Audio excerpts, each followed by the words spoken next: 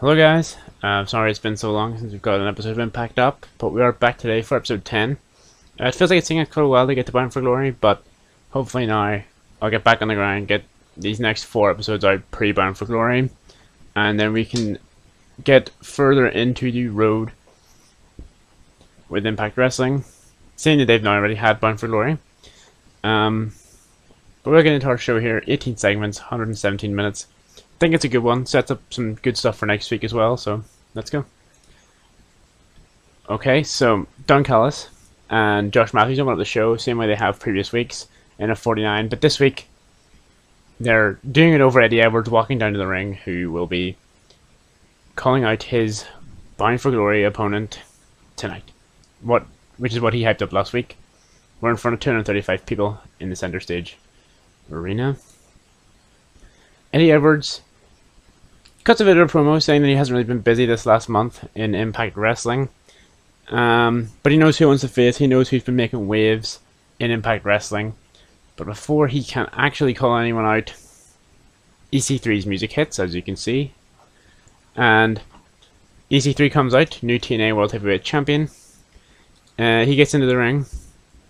Eddie raises his Impact World Heavyweight Championship over his head, expecting EC3 to do the same thing with his in almost a standoff, but EC3 drops his title in front of Eddie Edwards at his feet and says, "That title, it's not even real, it doesn't even mean anything. Moose brought it back out of nowhere, the belt means nothing. The belt that I want is the one in your hand right now." Eddie says that he's glad EC3 came out, because EC3 was actually the man he was going to call out for Bound for Glory, because he knows that they're the two biggest names in Impact Wrestling right now. The two men shake hands, and that is the end of the segment. 60 rating, pretty good. Deonna Purrazzo has a 44 rated match, as in 9 minutes and 58 seconds she defeats Havoc by pinfall.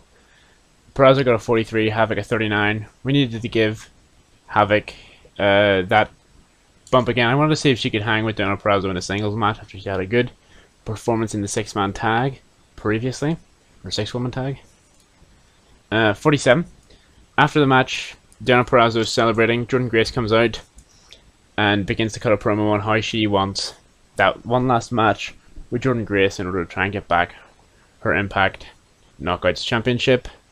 Purrazzo immediately refuses. Beat her. Been there, done that. It's not her style. She wants something better, something grander for Bound for Glory. Because there's nothing Jordynne Grace has left to offer her. But Grace offers that if she cannot beat Deonna Purrazzo at Bound for Glory, she will not compete for the Knockouts Championship as long as Deonna Purrazzo holds it. This changes Purrazzo's mind. Purrazzo then accepts. So at Bound for Glory, it will be Jordynne Grace, Deonna Purrazzo, Knockouts Women's Championship. And if Purrazzo wins, Jordynne Grace cannot compete for the Knockouts Championship while she holds it. So, a big move. The first match I believe we have properly scheduled in. I guess. Well, with EC3 and Eddie Edwards as well. So, cards looking good so far. Daga and Hernandez, a little warm-up segment of the two men backstage. For now, I guess, visually they don't look like a tag team. There's no matching gear. There's no matching colors. They're two individuals very much in a tag team. Segment gets to 27. Not amazing, but we're building up two guys who are pretty low on the card here. Their match gets a 40, so they're good in the ring, as they do actually get the pinfall over Reno Scum, as Daga pins Thornstowe with a Daga suplex. Hernandez gets a 36, Daga a 42, best in the match by quite a bit. Luster a 31 and Thornstowe a 31. So pretty good. No negative chemistry either. I was kind of booking this in just the hopes that they wouldn't have negative chemistry, but they'll do good for a while. And there's a big Impact tag team division, so adding these guys just makes it even better. That's their celebration. Still, again, celebrating almost as individuals. You know, all these little signs that they're not quite a unit yet. Then we have Madison Rain's favorite guests on Locker Room Talk, as Fulton and Austin are back on the show. Austin's talking loads of crap about the rest of the tag team division. Not the North, not the North. Him and the North get along well.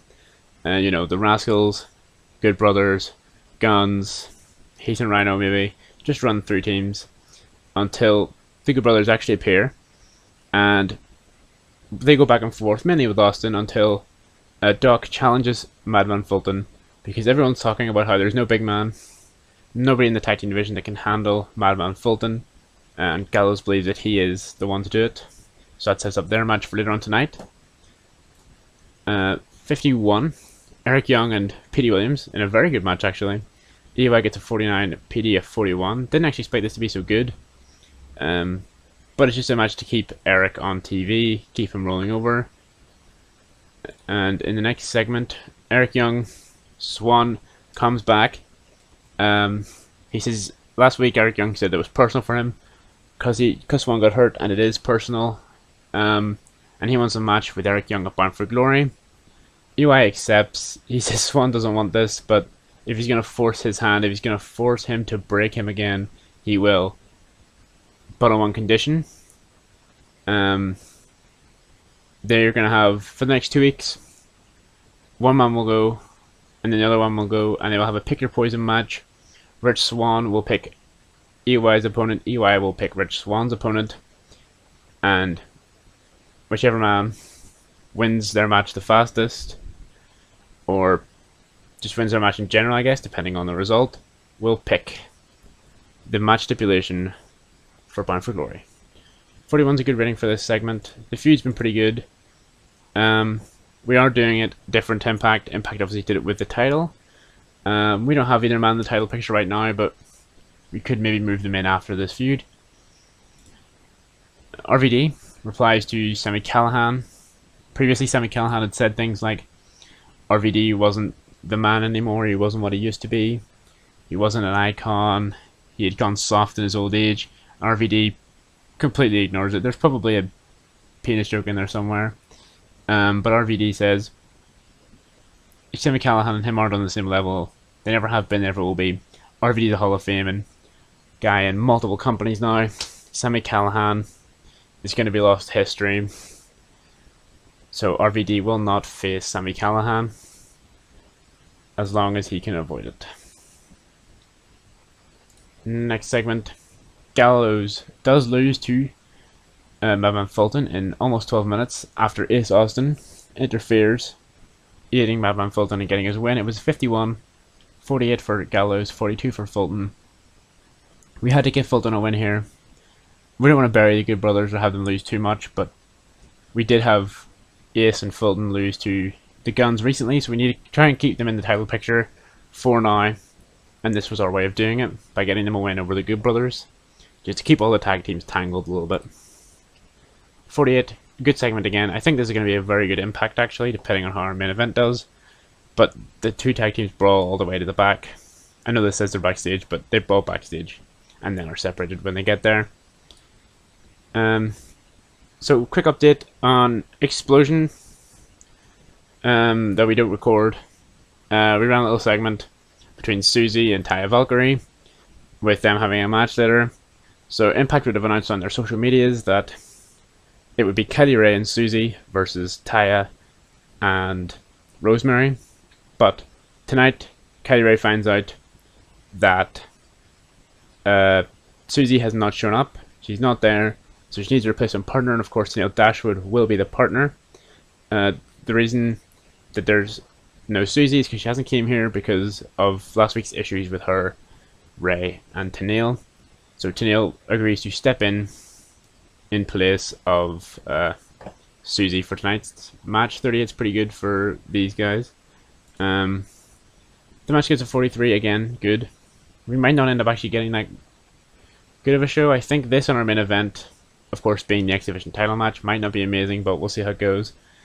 Rosemary and Taya Valkyrie are able to get the win, as Tenille Dashwood is pinned by Taya Valkyrie after a Northern Lights suplex. We're running it sort of as it being almost Kelly's fault. You know, she's not there on time, or there's a bit of miscommunication, and she is at fault for her and Tenille taking the pin. Tenille got 44, Kylie a 36. Taya 43 and Rosemary 43. Disappointing that Kylie, who we want to push the most, is the worst in this match, but hopefully we can change that in the future.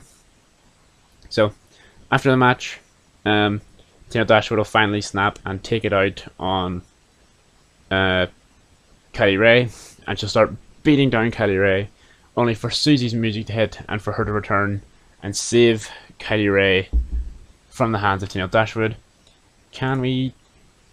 No, we can't do the turn now, so I must not have put that into the segment, but we'll just turn to Tina Dashwood next week. So Tina Dashwood has officially turned her back on Kylie Ray and shown Kylie Ray's naivety for what it is, and that she should not have trusted Tina Dashwood, because in the end of the day it is all about her.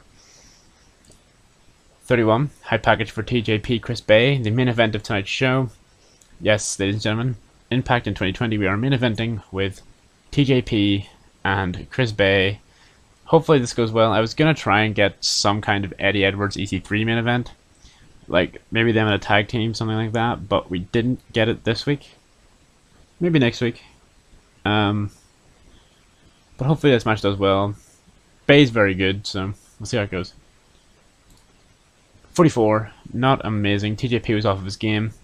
Chris Bey makes his second defense as he beats TJP in 13:46 with a triple C. 40 for TJP, 48 for Chris Bey. Not bad. This will probably end their storyline.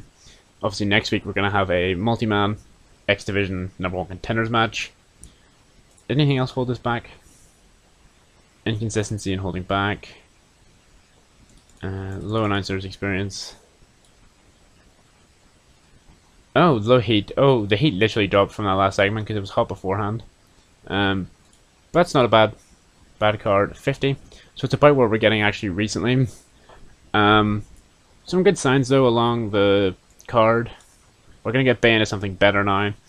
Eddie and EC3's first segment got a 60. No lack of chemistry with Daga and Hernandez.